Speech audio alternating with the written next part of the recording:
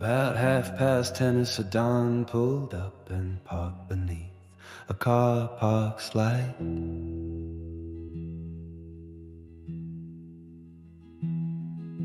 A rear door opened, a dog got out, and after sniffing around, it relieved itself.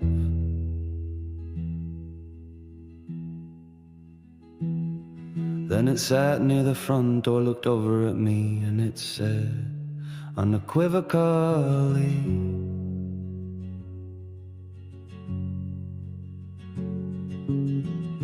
I don't know who the hell you are, so don't even think of coming near this car.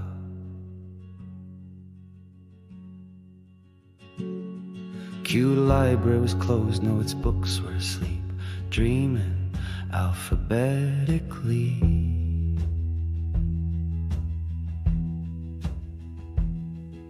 But out here I heard a little baby cry, and then I heard another child join in. So I was gonna go over and ask, hey, are you okay? But their dog stood up and he glared at me.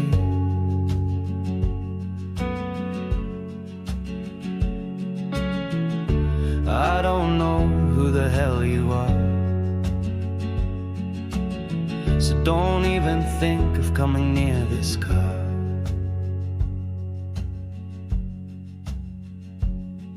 Then a light flickered on, and there inside a young mom was trying to soothe her kids.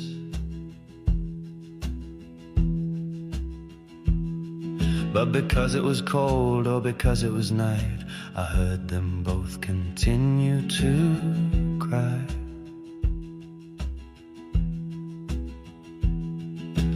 Then all alone in that lonely car, I heard her sing a lullaby.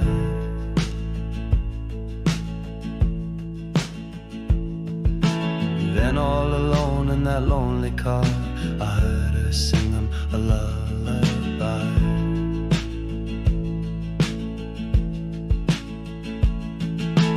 Hush, little baby, don't say a word. Daddy's gonna buy you a mockingbird.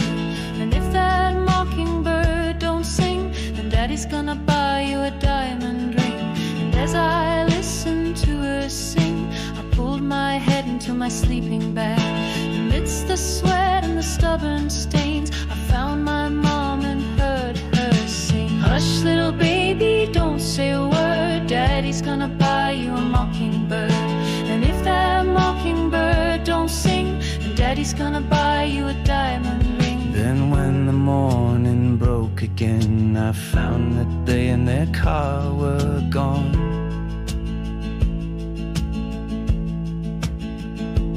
And I have to say it was very strange for me to sleep this long. But as I packed up my bed and bags, I could still hear her song. I guess like her kids, I must have drifted off. I guess like her kids, I must have drifted off.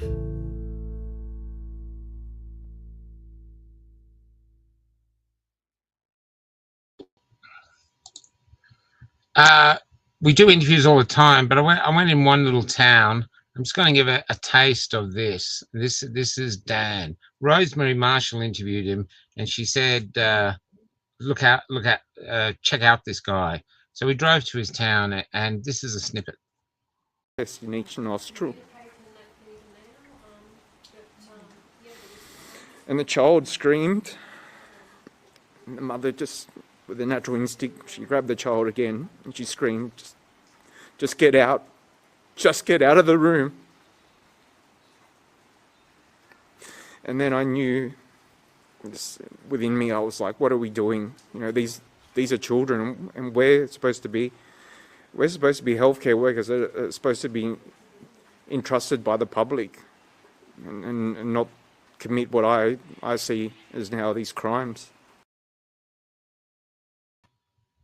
So we did that interview in a very cold park. It was freezing cold, and we put it up. And I thought I'd get him back on, depending how it went. And that little thing has done almost 90,000 views on TikTok, and I've had people calling me up constantly, including someone from Excess Deaths Australia. I don't know if they contacted Dan, and they said they think it's one of the most significant interviews uh, in the last few years, simply because Dan is so honest about his waking up, really. So let's bring him on and put your questions through. We might not answer them all at the one time, but we might get to him at the end. But let's get him in. Here he is. How you doing, Dan? Good evening, Michael, Kelly, everyone. What was it like seeing that again? Wouldn't say it gets any easier, but I think from when I first viewed it, it's become a bit more bearable.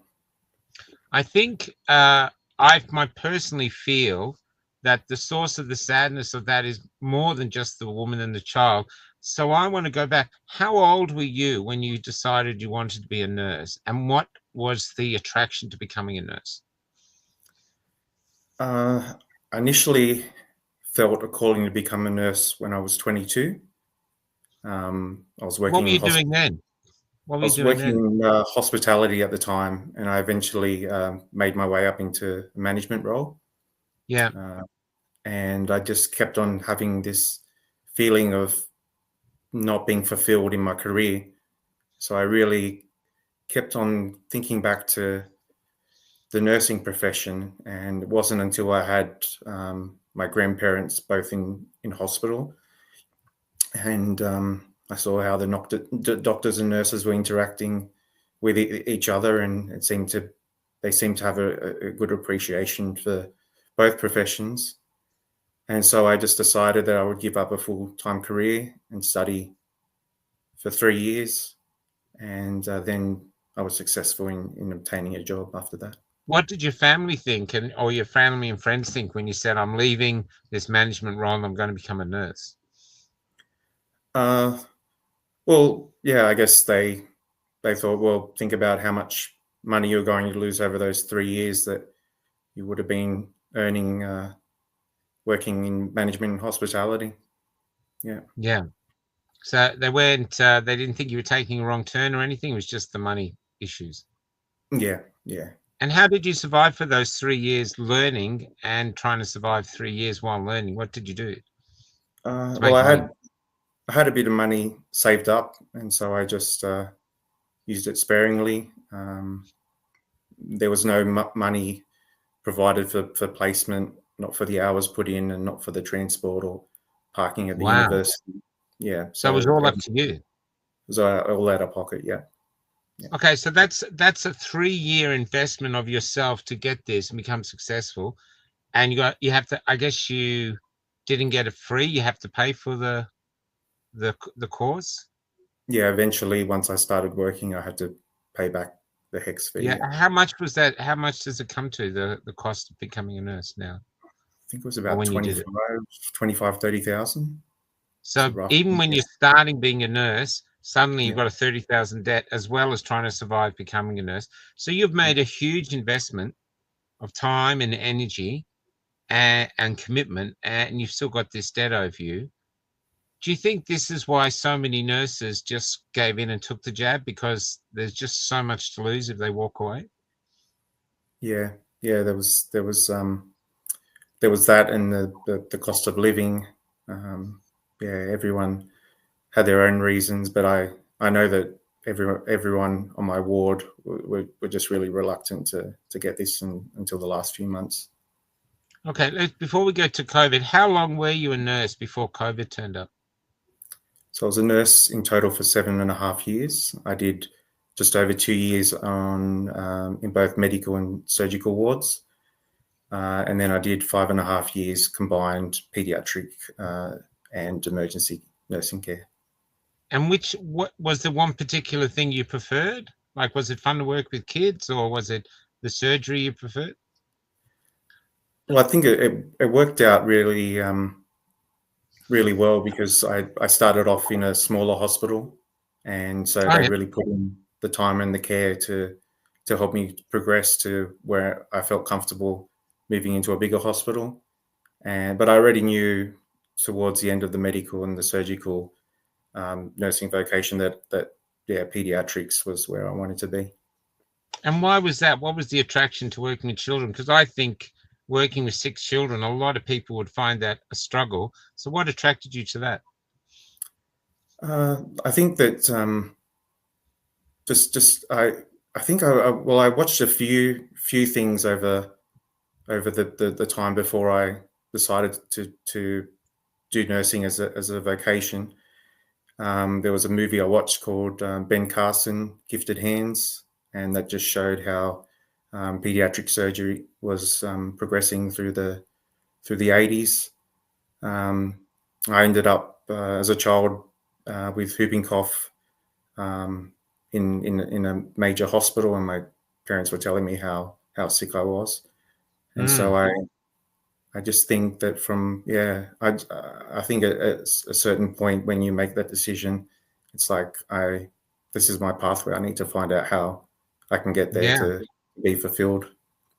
And was it fulfilling to do before COVID? Was it fulfilling to come to work and work with sick children? Yeah, yeah. Even in emergency, I just loved just being there when something happened. It was just I guess it's the adrenaline rush for a lot of people, and yeah, we really felt that. Like it was testing at times, and sometimes I just thought like, how do I get through a shift? Or if we were short staffed, I would often pick up extra hours and think, well, how am I going to get through this 16-hour shift and then drive home? Hold on. You were Yeah, doing 16-hour shifts yeah, in emergency. 16 shifts. Yeah, and then I would have an hour to drive home, so I would stop off on the side of the road, lock the car, and maybe just rest for an hour, just so I wouldn't have any micro sleeps. Yeah. Wow. Wow. And how often would that happen? Uh, Twice a week. So Yeah. twice a week you'd work 16-hour days. Yep, yep. Or we would do 10-hour night shifts, so block to block, Yeah. back to back. Yeah. Yeah. Can you share with us, without any mentioning any names, any sort of thing that happened pre-COVID with children that made you go, yep, this is where I'm meant to be, you know?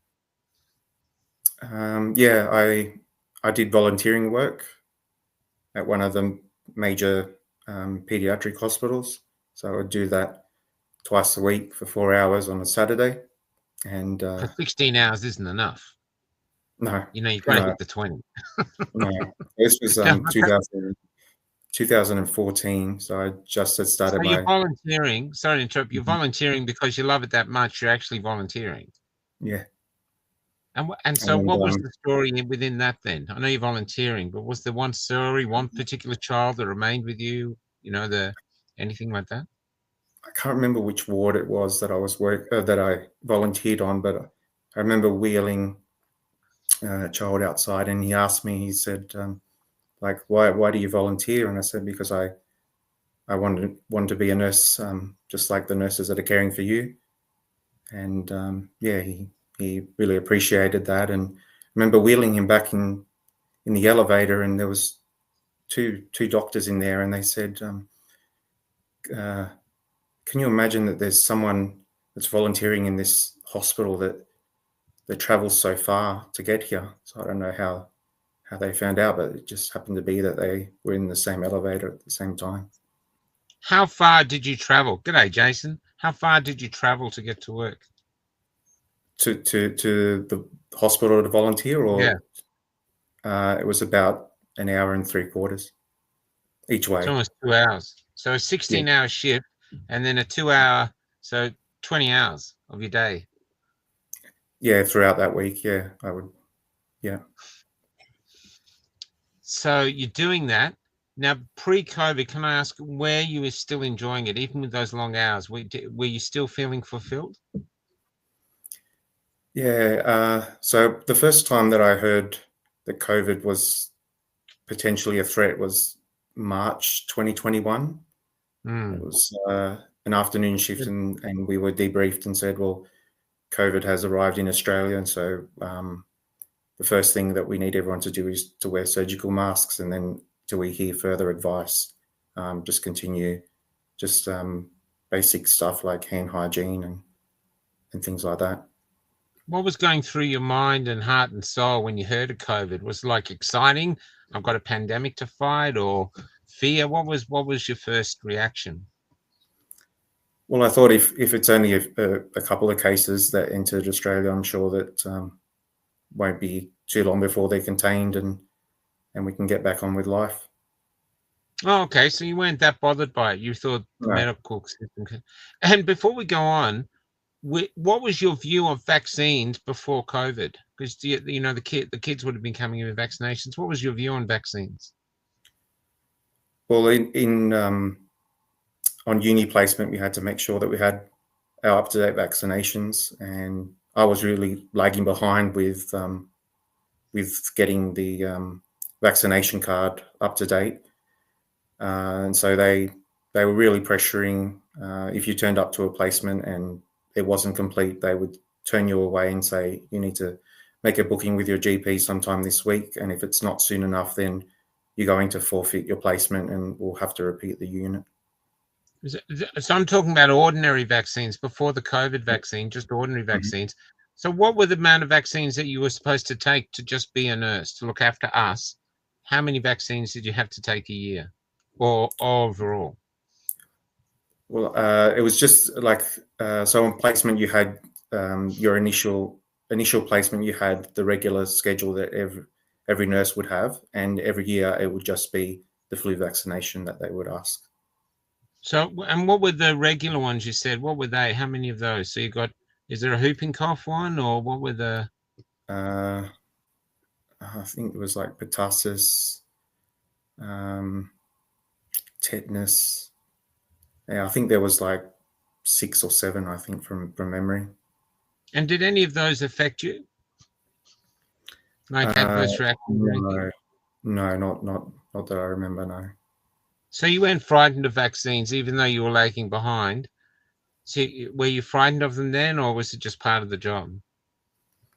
I guess at that time I just didn't want to feel pressured to have them. But then when they were mentioning, well, you know, if you're going to complete university, you're going to be a year behind because that unit, you're going to have to repeat it because your vaccinations are not up to date for you to attend that placement. So let's start there, because I find this really interesting. So you're going to go out there with this HECS debt you got to pay, and you're going to care for us. That's your job, us or our kids. And yet we go, hey, Dan, if you want to care for us, you need to take all these vaccinations, even if you don't want to, or you don't have the right to care for us. That's kind of how it is, isn't it? Yeah, yeah. Even with the yearly flu vaccination, like I sort of dreaded when the infection control unit staff would present, because I would just be trying to hide from them, you know, and then they would look on the list, and then they would say, oh, like, yeah, you're, you know, so that if they didn't see you on one shift, they would make sure that they would come in the next shift when you were on. So it was inevitable that, yeah, the flu vaccination was something that you had to take. I saw that in hospital. When I was in hospital, there must have been infectious control. She came in to say, okay, who hasn't had the vaccinations? And I literally could feel the nurses cringe and try to. So there was a sense that they didn't want to take it, but they're forced to take it for their job, you know? Yeah. And okay. Actually, sorry, Michael, in 2021, when I had the flu vaccination, it was about May, about a month after I got really sick, and I was coughing around the ward. Yeah. So it was. And doesn't anyone ever bring it up? Like, hey, we're taking the flu shot and we're actually getting the flu. Doesn't anyone ever bring that up in hospital? Say, you know, you sure this is the right thing? Does anyone question it? No, I don't think anyone ever questions it. No. Were you allowed to question stuff in hospital? Were you allowed to actually question things like that, or was it sort of frowned upon? To a certain extent, but I think overall they would provide you with the data that you really couldn't have an argument with. And there'd be Yeah, so yeah. many of the staff that would be on board with vaccination, that if you were the only person like I was in 2021, then you really had no fight against them. Well, let's get to here. So COVID turns up. It's quite a while before the vaccine turns up. I think it was a year. Uh, what what was that year like working with COVID? Did you come across many COVID people suffering from COVID? What was the hospital like? Well, in my ward in 2020, there was no patients that had COVID. I think in emergency, I couldn't remember there was anyone presenting in large amounts with COVID. It pretty much started the year after, I mean, sort of in March 2021, February 2021. So it when the started vaccination. after they started vaccinating people. Yeah, yeah, yeah. So before the vaccine came out, COVID was around, but it was a very gentle, very nice pandemic that Yep. didn't seem, and then And you go ahead. then we had 2020. We didn't have. There was times where we didn't have any patients. We were sitting around on night shift, just playing games. Just getting a blanket and having a bit of a rest. I think we had like Wow. 2 weeks where we didn't have any patients. Yeah. 2 weeks. And how common was Yeah. that in your 7 years? Yeah, that wasn't common at all. No. Oh, really? So this was really, so people weren't coming to hospital. So if you went home and you watched the government saying the hospitals are overrun, you kind of knew that, well, no. No, there was no patients. Yeah, and we weren't allowed to be deployed to other wards. They had a fear of cross-contamination if you were asymptomatically carrying COVID. So, yeah, I guess 2021 was a different story. It was a bit busier. Yeah. And yeah, I think that 2020 was just something that if the media were making it up that the hospitals were full, I can tell you that, yeah, my ward wasn't full. Yeah, and we've heard from other people that the hospitals were like half it was closed down, other hospitals were getting renovated. So Yeah. when you heard about the vaccine, what was it that made you go, you're a bit cautious about this vaccine? When they mentioned about technology, when they mentioned about mRNA, I really didn't know of any other vaccines that were mRNA based. Hearing about AstraZeneca with the blood clots. Did you know anything about mRNA before this, when your studies or anything, or you talked about it in the hospitals, or was it not? Was it as novel to you as to us? Yeah, mostly university. There was a few units that incorporated biology and pathophysiology, but nothing medication related. No. Okay. So you're getting there. The vaccine rolls out. How quickly after it rolled out were you told you have to get it?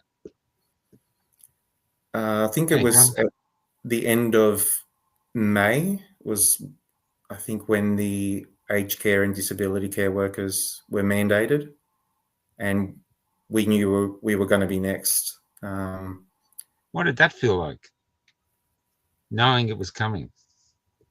Well, at the time, I thought, well, primarily I'm working with children with the occasional deployment to emergency, and hearing in the media that children weren't affected, I thought, well, maybe there will be an exemption for us. Okay. And so it's going on, and then how did you get to the point? I want to get to this little girl you did, but what was life like once people started turning up either with COVID or injuries or whatever? What was the hospital like? Yeah, so when I sort of noticed a change was in April 2021. That's when I first started noting that there was, it was, sorry, May 2021 was when I noticed that there was a few people from the admission screen for emergency that had presented with vaccine injuries. Vaccine injuries. So they actually had that on the. And what did they say? What vaccine injuries they were? I know that the emergency department was half full, so there was vacant beds on that night. The emergency department, usually there's about 40, 50 people at about 1 a.m.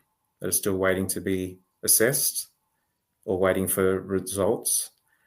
And there was only 5 people in the waiting room. And whoever was the triage nurse on that shift was documenting on the admission note that they were 2 or 3 days post Pfizer. And in the acute section of emergency, there was a 35-year-old gentleman, and he had a stroke 5 days post Pfizer. And was the talk in the hospital amongst the staff, the nurses, and everyone? Were people thinking, "Hey, look at all these vaccine injuries, and we've still got to take it"? Was there talk that they were scared of it, or did everyone just ignore it? Initially, my colleagues were apprehensive about getting it. I remember being in the corridor and a colleague was speaking to a pediatrician, and she said, "We're of childbearing age. We're just a bit concerned." And he just said, "Everything's above board. I've looked at the data. It's fine to go and take this."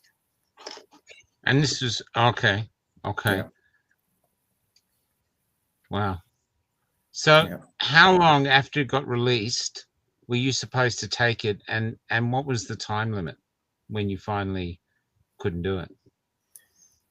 So initially, the hospital started administering Pfizer in mid-February 2021, and we were required to have a first dose by the end of September 2021. And by the time I was stood down, everyone on the ward had both doses. Tell me what it was like. What there you are, all these nurses are hesitant, but they're all taking it, but you're holding out. What was that like? What was the atmosphere like in the hospital? It was chaotic. A lot of arguments between different professions. You had orderlies who were given exemptions, and they were arguing with other people who had to transport COVID positive patients around. With my particular situation, by the time everyone had their double dose and they knew that I had not received any dose, then that's when the bullying was projected towards me. Now, how did they know you hadn't taken it? How come that information wasn't private? There was a spreadsheet that was placed in the ward write-up area. So it was in a plastic sleeve.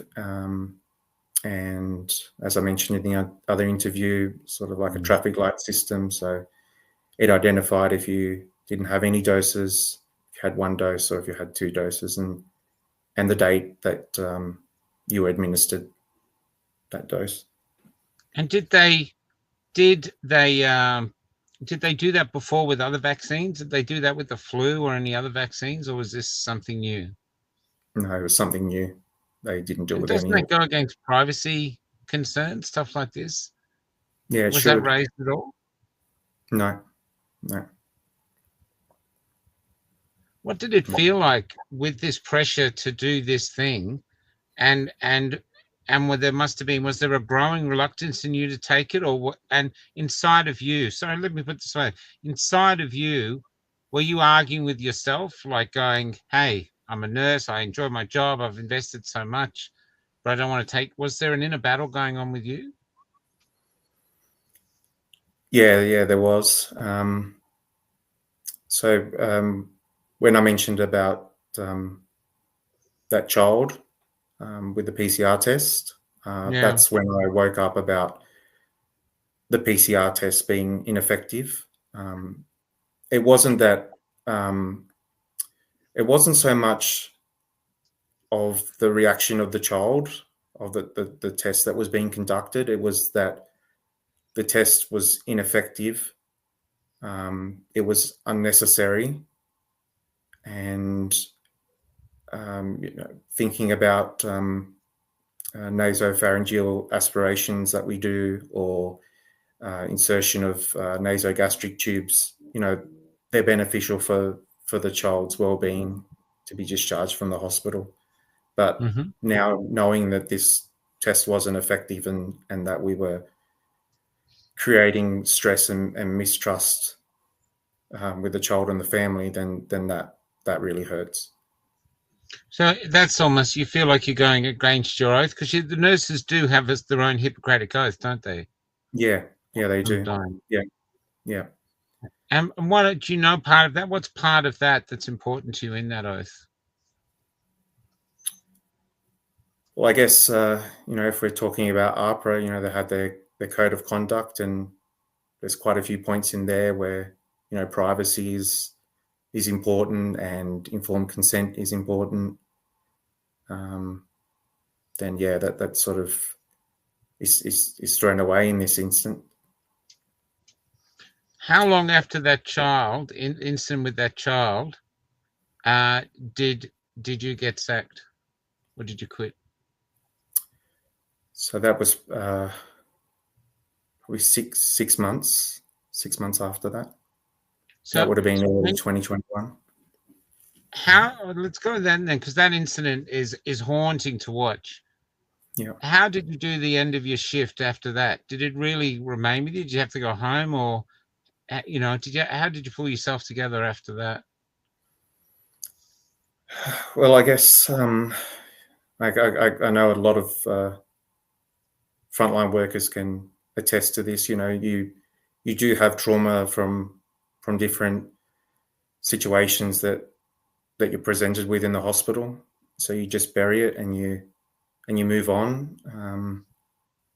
But you always have it there, and there's always a trigger. I remember in 2014, it was August 2014, and I was 6 months into my new graduate job, and I had come to a roadside incident. There was an 18-year-old woman who had crashed a car under a railway culvert, and seeing that was really my first major traumatic experience. And I remember going to work the next day and not being able to concentrate, and then moving on to emergency. You would have patients that would be gripping your hand saying, please don't let me die. Or there was a cardiac arrest where, we were trying to resuscitate this man, and his wife was screaming, please don't let him die. And I'm giving him chest compressions, thinking like, we've got to bring him back. So there's these sort of things that really stick with you. The worst one, I think, was when I saw one of my patients. He basically bled out. He was vomiting up all his blood onto the sheets, and after handover, they just said, both of you, because I was working with a colleague, so both of you go home. And there wasn't really any support. It was just like, there's nothing that you did wrong. Patient passed away, and then it was just like, get back to work when you come in the next shift. You know, there was a period where I didn't talk to any of my colleagues in emergency for a week. You know, I would just talk when I was doing medication, and I didn't really get on with the nursing unit manager there at the time. And he had come up to me and said, "Look, you know, I need to have a talk with you." I said, "What? Am I in trouble?" He said, no, just, you know, everyone's been noticing you've been really quiet and haven't been really talkative. And he said, like, come up to my office and we'll have a chat. And I said, I don't really want to, you know, if there's nothing I'm doing wrong. And, you know, so you sort of deal with this in your own way, because if it's not the support of your colleagues, it's not going to be the management of the hospital. They're going to tell you, if you can't deal with the situation, get out, find another job. You know, Wow. Yeah. There's been nurses who, you know, have turned to narcotics and, you know, committed suicide. It's, so you can see how sort of the health system is not really supporting its workers at all. It's already a hard job. But even without them forcing you to take vaccines you don't want to take, whatever those vaccines are, it's still a hard job as itself. You know, I mean, basically you're in the trench where life and death meet, and death's trying to take these people and you're trying to stop it. Yeah. I even went against my colleagues on the ward. We had a young man, and he was about 12 years old, and the pediatric consultant said to me, like, we need to change the treatment, and I needed to get some medication signed off, and none of my colleagues would sign it. They said, look, no, that goes against protocol. And the consultant, who knew me because she was originally from ED, just on rotation to our ward, she said, look, if we don't give this medication to this child, he's going to die. Like, he will deteriorate and have a cardiac arrest on the ward. And I said, well, is there any capacity in emergency, because that's where he should be? And she said, no, they can't transfer him back. He needs to have it here. So I said, okay, let's give it. You know, it was adrenalized.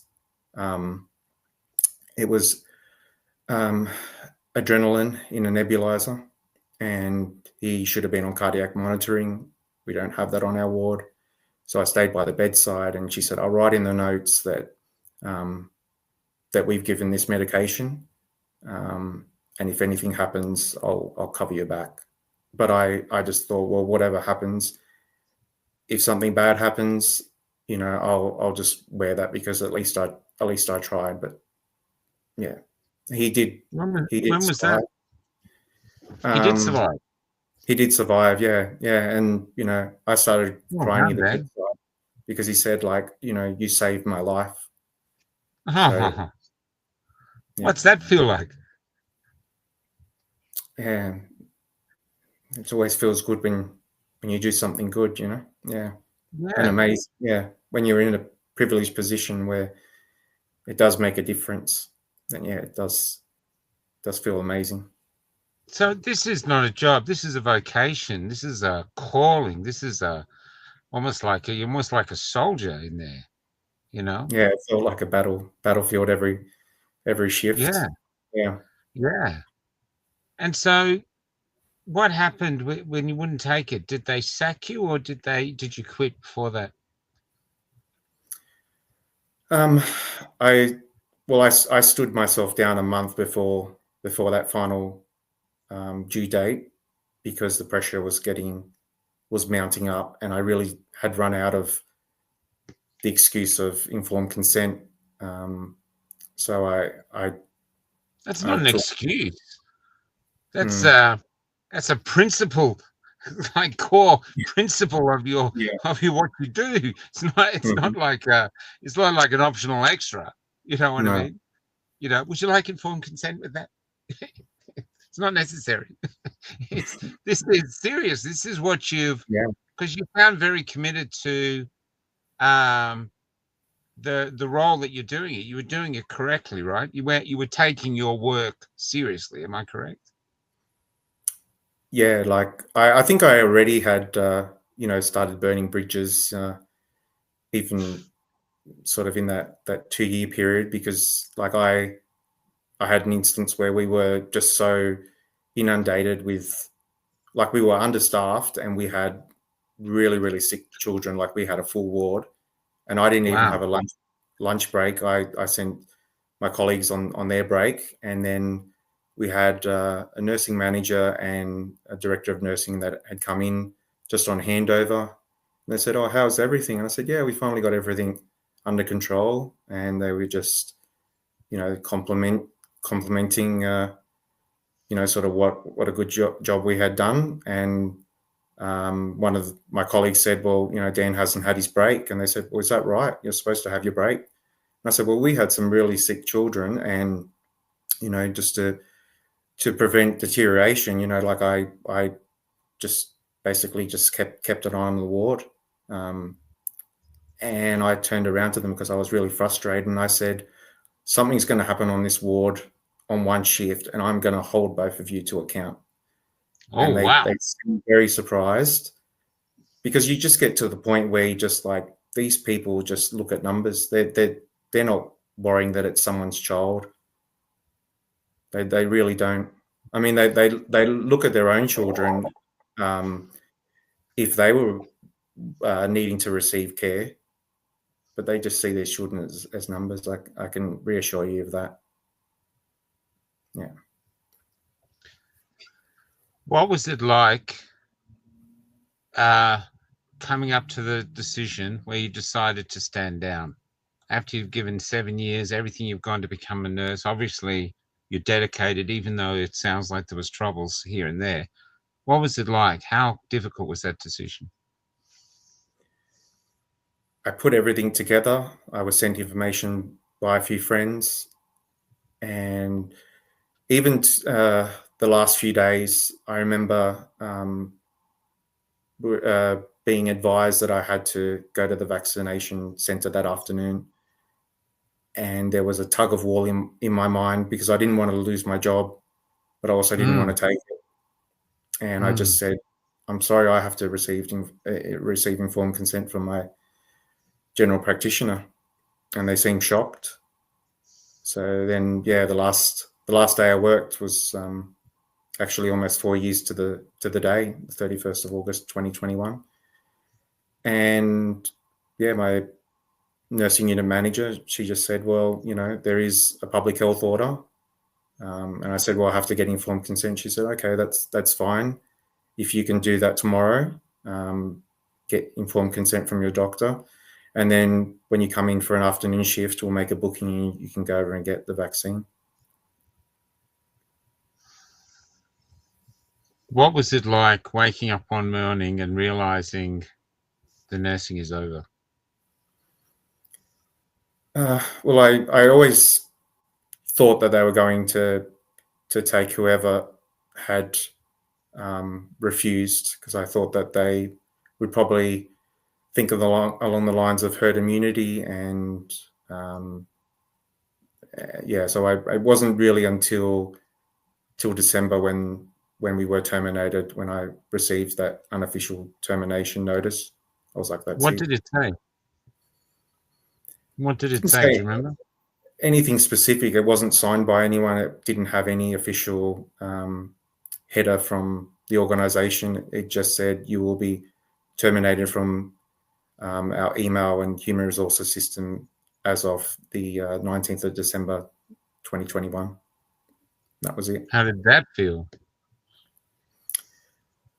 Well, it felt like closure in a way, because I was getting a lot of emails from different directors and managers in the hospital, requesting that if I didn't have the vaccination, that I would have a second chance to be reinstated in my role.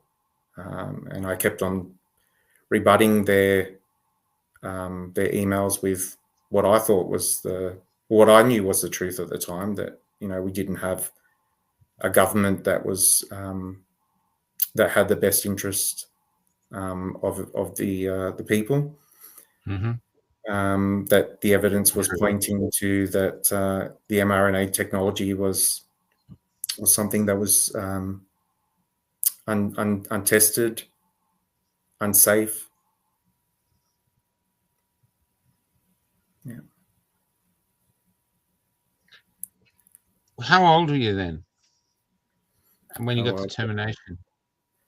old was I then? I think it was 37. So it's 37 years old. Yep. Now, at the moment, you've got to get, I guess you've got to get another job. Mm-hmm. And yet that's your dream job, you're walking away back. So you've got to get another job. Yet literally, I remember that time looking up in the Seek and stuff, everything, even a refrigerator mechanic working alone, everyone had to take it. They mandated everyone. What did you do then? Suddenly here you are. This is it. I take it you thought you were going to be a nurse for the rest of your life. Am I correct? Yeah, correct. Okay, so then it's finished, and now you've got this whole new novel in front of you, and a lot of instead of the doors of opportunity being open, most of them are closed, saying enter only if you're jabbed. So, g'day, Lisa. So how? Say hi to your son, Lisa. Her son's amazing. But what did you do, and how did you get the sort of the energy to pick yourself up and go forward? Well, in November 2021, I started to attend rallies. So that was my first rally, the one in Hyde Park, then the one in Kirribilli, then the one in Canberra. You went to Epic? I went to Epic, yeah. Yeah. Mm-hmm. How was that? Yeah, it was great. I walked I think it was 11 kilometers from Epic to Parliament House. It was great. A long way. Did you have nurse on your back? Yeah, I think I had my nursing scrubs. Yeah, I had terminated for your health on the back of it. Fantastic. What else was I doing? I was helping a few people set up banners across pedestrian bridges. Yeah. And I was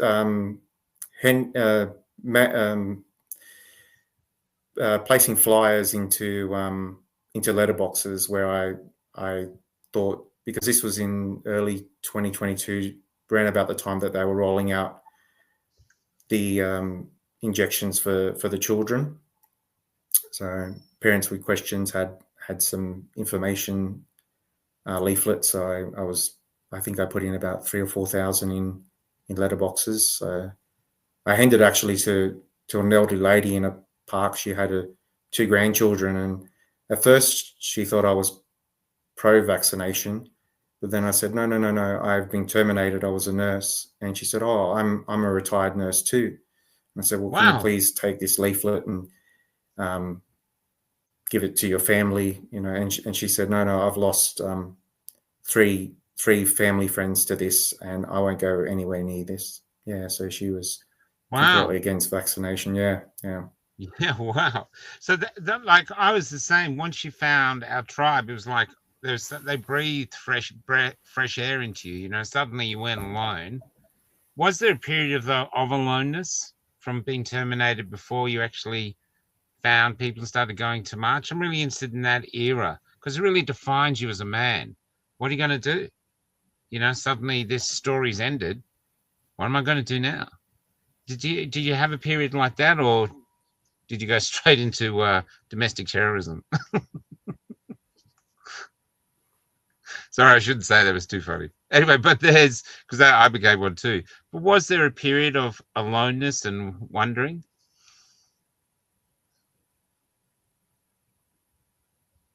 Have I gone? Can you hear me? Sorry, Dan, can you hear me now?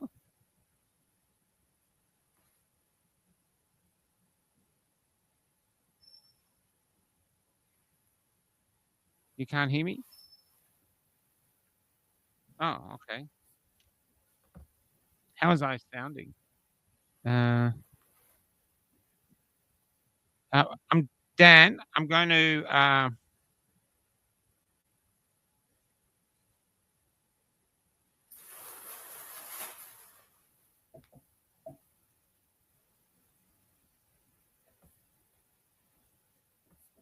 Can you see that?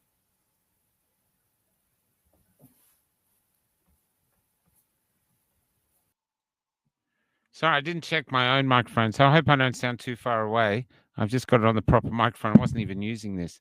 So I'll get him back in. Oh,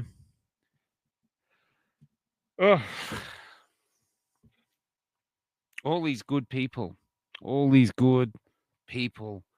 that the profession has lost. There's so many nurses interviewed. They are good nurses. Gone. How's that? Is that better? Yeah, that's better. Oh, Way better. So let's go going on. So I'm interested in the period before you found other people, before you went to the protests. Just this period where you're unemployed, you've lost the job of your love, your dream job.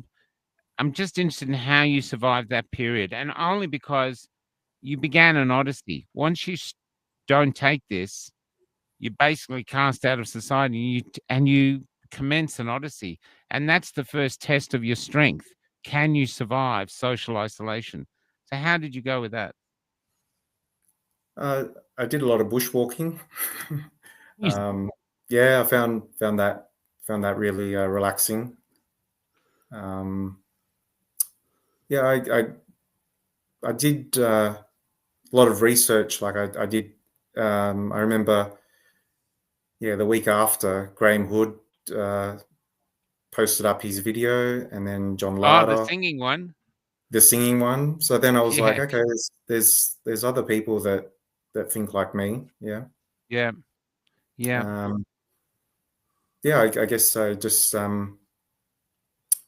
tried to disassociate myself as much as possible from the madness that you would face in the shopping center or in the street. Yeah. Mm. And was there around you, how about your family and friends? Were they supportive, or were they going, "You're an idiot, just go take it"? Yeah, my my parents were both. They really didn't have any opinion at that time about taking it. My brother, on the other hand, he said he needed to get it to go and get office supplies for the company that he worked for. And I was saying, like, can't you get the office supplies delivered? And so I remember just I was really emotional. I was like, please don't get this. Like, I'm just telling you, because it's really, when you're close with your siblings and you think, well, there's something that's going to harm them, you really, I really try to pull out all the stops. I said, like, you get this, I'm not talking to you anymore. Like, I really just tried to send it home to him. And then it was Christmas 2021, and he ended up going to Queensland for a business conference. And so I guess I said to my mum, oh, I guess he went and got the injections. And she said, no, he went to the GP and they gave him an exemption. Wow. Yeah. So I was really surprised. So having suffered those last few months, I think it was worth it just to really save members of the family. Yeah. Yeah, you're just like this little quiet achiever, you. so, so here you are. You're going to the marches. You're suddenly you'd be getting on a government watch list because you're putting out what they call misinformation, what we call probably the truth, and it's going on. You must have eventually started running out of money. How did you go looking for work in that period when you needed a jab to basically do anything? So I prayed a lot, and I said to God, I just want a job where people don't ask me questions, and I can work by myself, and I can just survive on what money it provides. And so then a year later, I A ended up, year? You're unemployed for a year? yeah. Wow. Yeah. I was calling up different places to see if they would take a registered nurse, and they all required vaccination. So I was like, I'm not doing this anymore. Yeah. So what job? You don't have to tell me the job, but just what Yep. sector, what sort of work did you end up getting? So I work in warehousing, and so I mostly work by myself. There are a few awake people that I know that work there, so it's good to have that support. So it feels like, when someone asks, like, well, what did you do for a job before this? I always tell them I worked in hospitality, sort of lengthen the timelines of the job so it correlates perfectly with the termination. And, I guess you just have to be dishonest sometimes, because the truth is just not easy for a lot of people to handle. Yeah. Yeah. Yeah. What made you? Did you do an interview with anyone before Rosemary? No interview. What made you decide to talk to Rosemary and then to me? Well, a friend of a friend knows Rosemary, and she contacted me a few days before and said, actually, no, sorry. It was actually that same day that I got sent the text message, and she said, Rosemary Marshall would be interested to interview you. And I said, oh yeah, I've seen her on Facebook with the Forest of the Fall interviews. And she said, why don't you, this is her number, why don't you text or call her? So I texted Rosemary, and then within 10 minutes, Rosemary had phoned up and said, like, I've heard your story, I'd like to meet up with you. And so it was a few days later, we arranged on a Tuesday afternoon to meet up in Hyde Park. And she recorded some video shorts that she uploaded. And then she said, I was on the train home, and she messaged and said, Michael Gray Griffith replied back to the videos that I recorded and sent him, and he would like to interview you too. Yeah. Okay. So I just want to bring up Rosemary. I spent the March with Rosemary and Paul Oosterhouse and Kelly and a few others and Miley. Rosemary is so great. She is so cool. Great. Yeah, she really is. And she's fantastic. So here we are. Can I ask you, do you regret now not taking it? Do you think if you go back, you think, screw it, I'll just take it, I want to be a nurse? Or have you made peace with your decision?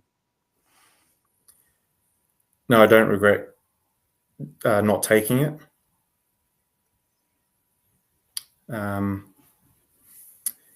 I wish that I could have done more to prevent my colleagues from complying, but I don't know to the extent that they would have listened to me. They wouldn't have listened to you. No, they wouldn't. I'm sorry, Dan. This was personal. It's very rare you meet someone who was talked out of it by someone else. Sometimes, but very rare. Mm-hmm. Most people just made the decision and they either did it or they didn't. So I wouldn't hold any of that. It sounds to me like you did your best. Anything else?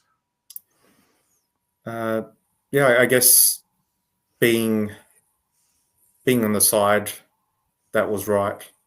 The science was on our side. The experts were on our side, and just like we discussed, like just being with so many Australians that either didn't take it or took it and regretted it, and just being in unison with them at these rallies, it was just amazing. And having met so many people along the way, it's just been great. It's it feels so surreal, but it also, I do see who I was as a nurse, and it is still a responsibility for me to uphold the truth. I know there's been other medical and nursing people over the years that you've interviewed, and they've all been great too, because they've really put themselves on the line to never be re-employed. Yeah. If you like, I think Tasmania has dropped the. Would you ever think of going back to nursing? Not under the current system, Regime, no. not Regime. system. Regime. Yeah. Let's be honest. APRA is a regime. Yeah. You know? Yeah. When I first heard about APRA, I was, sort of my skeptical antenna was just like, I don't know what it was, but it was just like these people have a lot of power to take Too much power. healthcare workers to court. Yeah, too much power. Too much power. Yeah, and they're brutal to anyone who stands up against them. I know from all the doctors and nurses I've met or helped out, and they're brutal. Miley's still fighting them. It's just brutal. So Yeah. How about your view of the country from pre-COVID to now? It sort of fluctuates, I guess. I guess looking at the rallies yesterday, there's still a lot of groups that are causing division, and the media are jumping on that and making us all out to be violent and I think, I don't know where we're at. I think that we're in a better position than we were than the last 5.5 years, but I think we still have a lot of progress to go to get more people on board. But I wouldn't say that we've lost. Oh, no, go ahead. Finish that. Finish what you're saying. I wouldn't say that we've lost. I think that we've gained ground. Yeah. Yeah. How is your relationship with God now? Well, I guess I've suffered over the years, but that suffering has brought me into a stronger character, an individualized character instead of a collective group of people that think the same. And God has been really great to me. I think that the suffering that we face, or that we've faced, is something that I see in a positive light, because it keeps me going. I'm sure it keeps a lot of people out there going to fight the evil, because it is a spiritual battle, definitely. Do you know what I love? There's we're grown up and showing Brave Man. We're seeing John Wayne, if you're as old as me, and then Clint Eastwood or Arnold Schwarzenegger or Stallone, and these are like seen as tough. But that's not. There is a strength. I mean, you withstood $1 trillion or a multi-billion dollar propaganda campaign to convince you to take it. Then you were basically bullied into try taking it, and what they were going to do was basically hold your career, a bullet at your career's head, going, you want to follow your dreams, you got to take the vaccine or we're going to kill your dreams. You withstood that. You went through the first level of isolation that most of us went through when we realized one story is finished and now we don't know where we're going.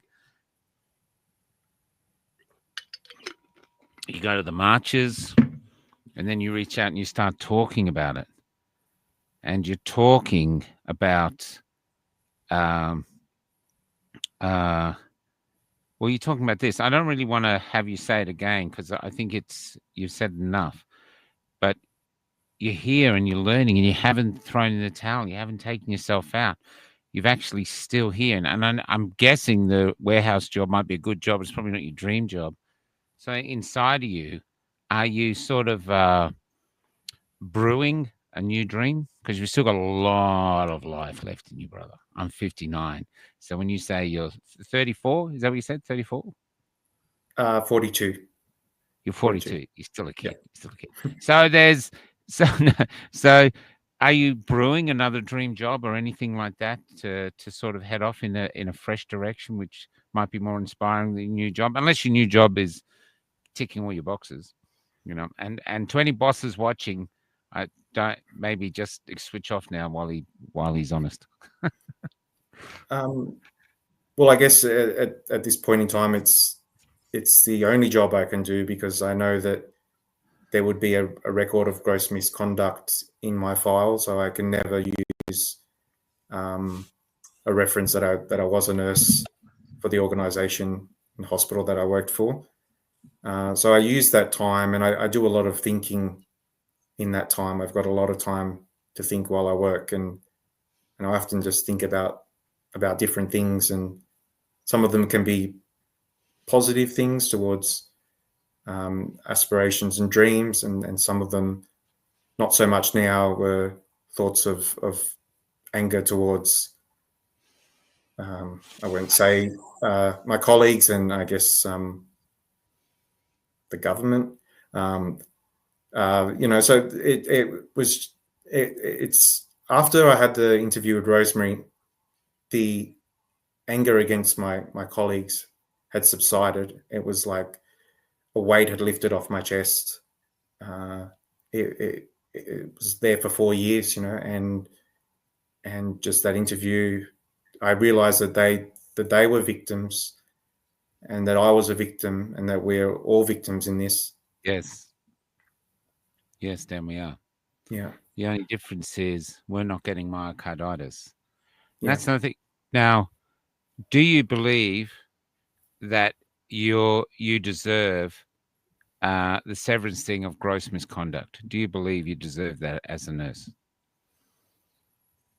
No, I don't think anyone who refused the experiment should have that against their name. But I know that in your job as a nurse, yeah. Did you ever have any colleague that was sacked for gross misconduct, or have you heard of anyone being sacked? And what would you have to do to be summarily sacked for gross misconduct? What would be the things that you'd have to do to get that? There were colleagues who were terminated for misappropriation of narcotic drugs that they were administering to themselves. Yep. Yeah. So it's taking drugs, and so they got sacked for taking drugs illegally, and you get sacked for not taking one. Yep. And they're actually re-employed, so they're still working in the health system. They just found. So they re-employed the ones that stole drugs and took drugs, but they won't re-employ the one that didn't take drugs. Oh well, they might, but you don't want to work for them. Yeah, no. ABRA just had some conditions placed against their name for a period of time, and once they were able to meet those requirements, then they were reinstated back so in. The real crime for APRA is non-compliance. That's the real crime. Yeah. You can steal, you can do this, you can F around, do this, but if you don't comply, that's the real crime. You could overdose and kill a patient and still be re-employed in the health system. Yeah. You could overdose and kill a patient, still be re-employed, but refuse to take a little jab for a little flu, and you're unemployable. Yeah, I can say that honestly. It's unbelievable. Yeah, it is. It is. It's unbelievable, and the losers is us, Dan, because obviously you're a good nurse, and you're always understaffed before COVID, so I know they're understaffed now, and we need good nurses, and you're a good nurse. And we're not allowed to use your services. You paid for it yourself to learn to be a nurse, but since then you probably had updated training, which we've paid for over those 7 years. So that training, so you're basically our investment. No one asked us if they wanted to sack nurses who wouldn't take the jabs. So no one asked us at all. And yet, so that basically we lose and you lose and we move on. And hopefully we, just get on with their lives as we're all doing, but you have to re-put your life back together. Can I ask, have you ever thought of the priesthood? No. Just asking me. Yeah. I don't know if you're religious or something. Most of us believe in a God now, but we don't go to religion or anything like that. Yeah. It's good to see you smile, man. Mm-hmm. That's really nice. It's good to Yeah. feel uplifting and still continuing to hopefully make a difference and reassure people that there are healthcare workers out there who didn't comply and are on your side. Even the people who took the vaccination and were injured or had family or friends that were injured, like, we're on your side. Yeah. Yeah. I'm going to read some of these things out. Kelly starred these. I started sending out my resume in May 2022, stating that I was unjabbed and ready to work once the mandates were dropped. I was hoping it would motivate the industry to put pressure on the government to drop the mandates. 2 months later, they dropped the mandates. That's Joanne, so maybe she's working again. So glad I didn't take it, says Christine. My friend, local immunization nurse, died. Her husband died 7 weeks before her, both strokes, backs from the same ampule. Oh my God, Christine. Oh, Christine, what a story. Both of them gone. Christine, could you just do in the comments how old they were if you're still watching? That's the story in itself. Okay, Kerry Newman, careful with this. She's a critic. She just wants to say, you're a beautiful person, Dan. So Lindy Lou, she was terminated on December the 12th. I take it you're a nurse. Sorry about that, Lindy. And let's see here. Someone had a reaction to the smallpox vaccine. But there was one here I saw. Is it still mandatory for all nurses to have the COVID vaccination? I think they've dropped that, haven't they? I think they've dropped it. It's just a recommendation now. Yeah. Living Live says outstanding nurse. And I got a feeling you were an outstanding nurse. And then Tracy, I can't even contemplate trying to pronounce her second name. She says, love this guy. His last interview with Michael was so moving. Dan, I have to say that I was taking off that day. I was profoundly moved. And the other really weird thing that day, I mean, I really felt like, whoa. I remember Rosemary saying, talking about you, but it was like, and what it was the courage you had to be honest in a world where people either stay silent or lie, and you were just being honest to how you'd suddenly woken up to the moment and realized you couldn't think. I'll look at it later, Bazino, and you couldn't. Yeah, I found it quite staggeringly beautiful from a human point of view. That's why I called you up. I was a big fan. And I'll just see if she's come in with Christine. Did Christine come in, Kelly, with any questions? Maybe she's gone. Is there anything else 60 and 58, says Christine. My age, 60 and 58, both dead. Christine, if you want to, I don't know if you can, but what a story. Is there anything else you'd like to get off your chest, Dan, while you're here?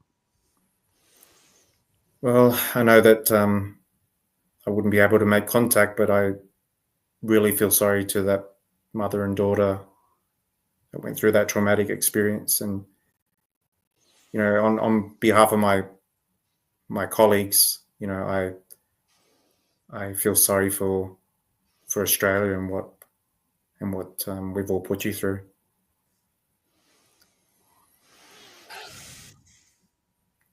I wish you the best, brother. I really do. This is it is a strange life we're living now, and there's moments of hope and there's moments of despair, and there's moments where you just shake your head in disbelief,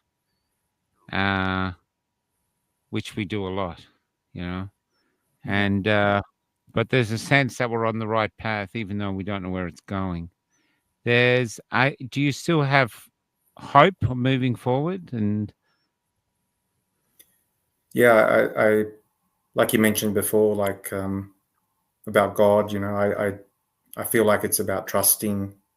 When you look at the story of Job and everything that he suffered from demonic influences to test his faith, and he still remained strong. And he then questioned God and said, like, I've been in support and I've been devoted when my friends were saying that I was the one that was a bad person, but I haven't done anything but praised you and been a righteous man. And then God showed him and said, this world is bigger than you think, and you can question things, but you won't know the answers. And it's not about losing that trust, it's about keeping that trust. And even though that story doesn't have a conclusion, it's knowing that there's mysteries out there that we don't know why things happen and how they happen, but we still have to remain with that trust. Amen. Amen. Amen. Wow. After 5 years, it still floors me that there's these people like yourself that have the courage to tell the truth, and this strange atmosphere we're in of silence and lies. I mean, it's been great because we had this great march, and that's brought a thing. Oh, I'll just read this from Buzzicino. Some morals come from the love of those who we can't bear to lose, and that is a common ground that we can all live and work with. If you don't value morals, then you are truly lost. And if you don't stand for anything, then everything's the cost. Wow, Buzzino, that's incredible.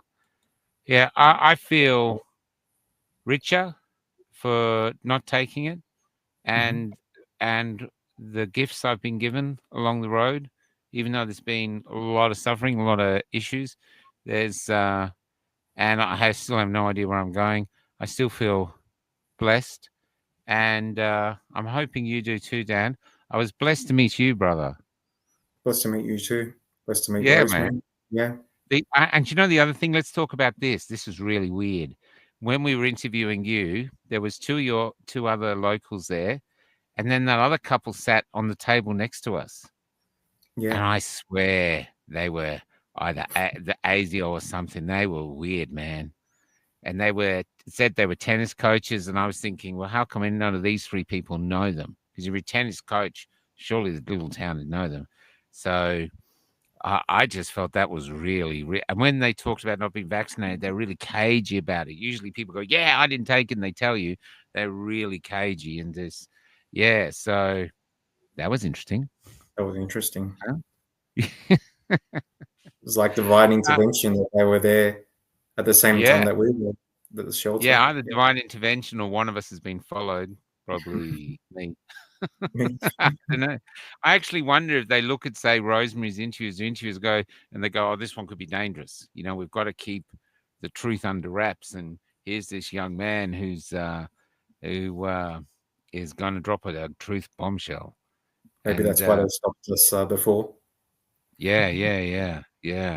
And I did like, just in finishing, I think even though it's awful, there's something quite beautiful to how you woke up with that little girl screaming and the mother, yelling at you to get out. I know it's hard for you to watch, but there's something really beautiful about how you suddenly, it must have hit you like a brick when you said, what am I doing? And you've been changed from that moment, I take it. Even when you said, let's record that, I knew that it was building up, and it hit me like a brick when when the tears started flowing. It was it's like a release of or something that I was a part of. I was given this information from the organization. It was just a constant barrage of emails and verbal conversations and the media updates on television. It just was nonstop. So I can understand how the brainwashing occurred, but it doesn't make it right. Just before the brainwashing, so previous to that, you had a trust in Big Pharma and other things, or was that the moment where suddenly it all fell, or were you working up to that moment where you were doubting things? I was working up to that moment. Yeah. Well, for everyone watching, I'm going to play it again. We're going to stay in touch with Dan because he's a good bloke. but I'll put him in the back for this so we don't have to. This is really, really powerful. And I'm playing you. This is the moment a hardworking, dedicated, passionate nurse woke up that things are really wrong. This is one of the most incredible things I've ever recorded doing what I'm doing. And after that, we'll play the new song Remains. Dan, God bless you. God bless you, mate. If you ever want to chat, just get in touch, brother. Just get in touch and have a chat. There's, it's, yeah, we can help or something like that. But I'd just be interested to know what you do and how you get ahead, because up ahead, the world is waiting for you. You just can't always see it sometimes, Thank you. Good night, everyone. Good night. This is the interview I did with Dan in a cold park with two odd people watching us. I think they were ASIO. And the interview is on Rumble and everywhere you find it there. But this is what he did the moment he woke up. He was giving I'll do the fourth story. So there was a little girl. They needed to give a PCR test, and the mother didn't want them to do it, but they told her. They somehow convinced her, and then they said they're going to hold the girl down, and they were holding the little girl down to do the PCR test when this happened. Can we stop the comments? In each nostril. And the child screamed. And the mother just, with a natural instinct, she grabbed the child again and she screamed, just get out. Just get out of the room.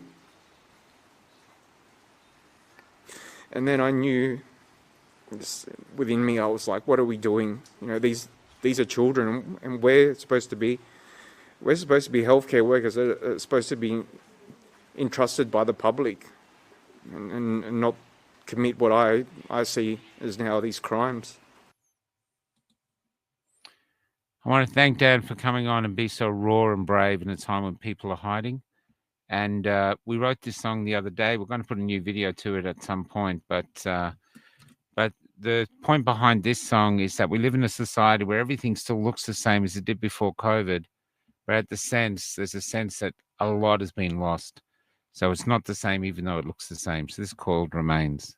Good night, everybody. And tomorrow, how old is that boy tomorrow?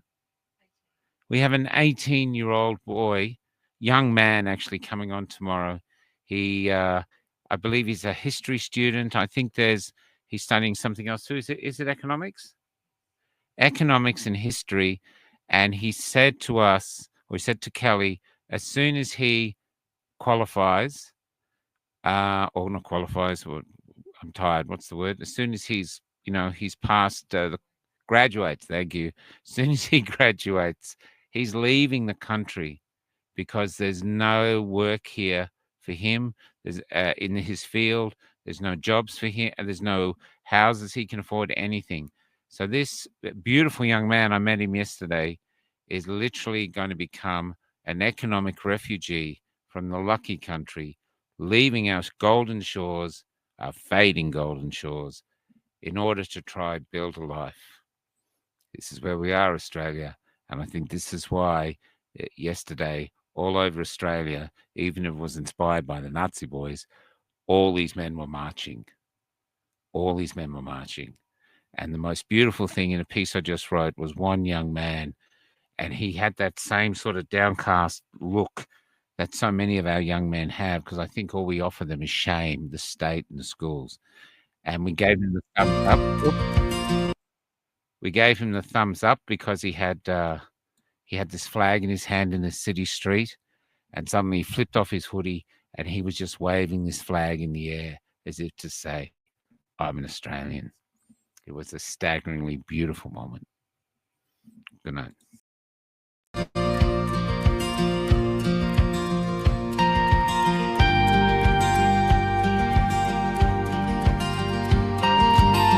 How did we reach here, where the view looks like the view I used to see?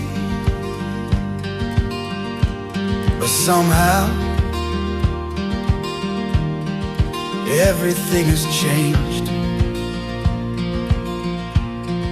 Everything is gone, and yet remains.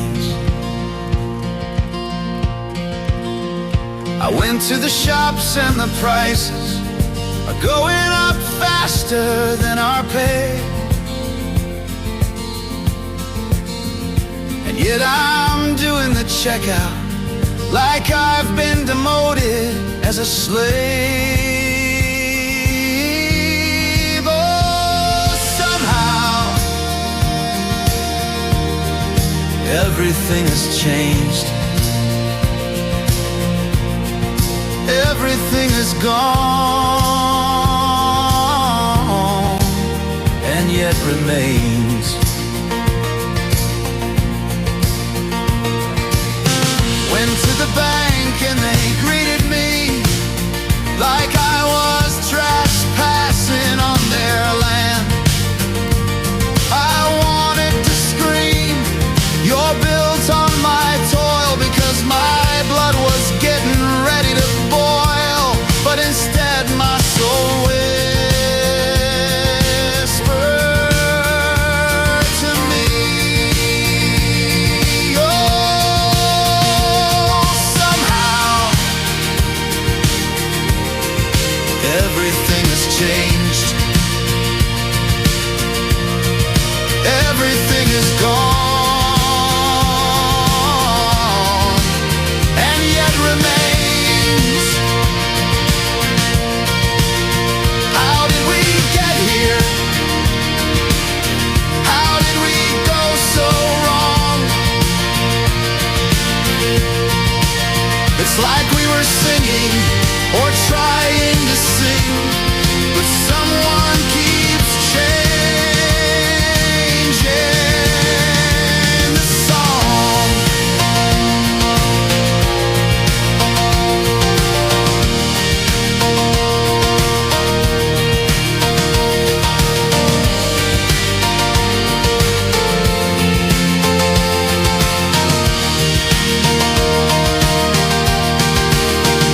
But I remember when you were there with me, and the world was a child's painting full of trees, and the days were like today, except the days were louder and the laughter longer. And I just wanna go there. I just wanna go there. How did we reach here, where the view looks like the view I used to see? But somehow everything has changed. Everything is gone and yet remains.